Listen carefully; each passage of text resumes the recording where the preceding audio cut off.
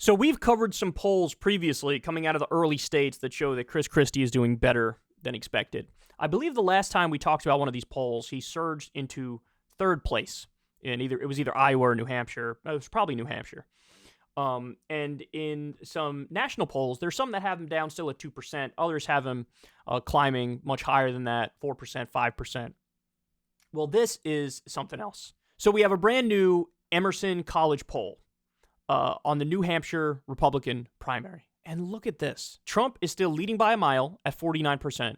Look who's in second place now. Chris Christie at 9%, surpasses DeSantis at 8%. Then you have Scott at 6%, Bergamentum at 4%, Haley at 4%, Ramaswamy all the way down at 3%. Ramaswamy's doing better in national polls than he is like in state-by-state polls. But Chris Christie getting second place, which, by the way, let me point out, is higher than he's ever been even the last time he ran.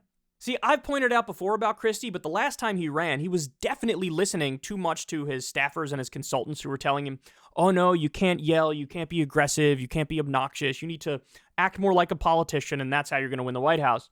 And nothing could have been further from the truth. It was the worst possible advice because he became governor by being loud and obnoxious and arrogant in New Jersey. I mean, he got his claim to fame by yelling at people at town halls. Well, now he's running this martyr campaign, this kamikaze campaign, where his whole goal is to take down Trump. And my guess is he's far exceeding how he even thought he would do. I think that he's probably, getting money from donors here specifically to take down Trump, to clear the field for some other Republican to win. I don't even think he really thinks like, oh, I could win this thing. But he's in second place in New Hampshire. He's in second place. He is the only person being very aggressive and direct and anti-Trump while also making conservative policy arguments. Like, understand, he's very, very similar to Donald Trump on policy, almost identical. His one difference is, I don't believe in cooing our government. I believe in a peaceful transition of power. Okay, that's a big difference. And then the other thing is, let's keep it real, New Hampshire's in the Northeast. Northeast Republicans are, as a general rule, not in all cases, but as a general rule, a different breed, a different variety than, your Southern Republican or your Midwestern Republican. There's a difference in the aggregate between a Southern Republican, a Midwestern Republican, a West Coast Republican, and a Northeast Republican. And Northeast Republicans, as a general rule, are viewed as one of the more moderate kind of Republican. Like Mitt Romney, for example, he was governor of Massachusetts, of course, and he did what is effectively Obamacare. He did Obamacare before Obama did Obamacare. He did this right-wing healthcare reform, but it's a kind of reform that did increase the number of people who had health insurance. And that's something, obviously, on the national level, the Republicans would never want to reform the healthcare system, even in a quote-unquote conservative direction, because their new position is, let's just, hurry up and die. Don't get sick, and if you get sick, die quickly, as Alan Grayson once said. It's let's leave the system exactly as it is and let health insurance companies and big pharma price gouge people into oblivion and go screw yourself. Like, that's their plan on the national level. It's like, whatever the Democrats are for, we're against. So when the Democrats embraced Obamacare, they were like, okay, now we're against that. So Northeastern Republicans are definitely more moderate.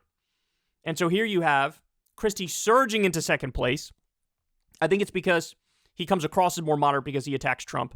And he's showing a tremendous amount of strength in going after Trump.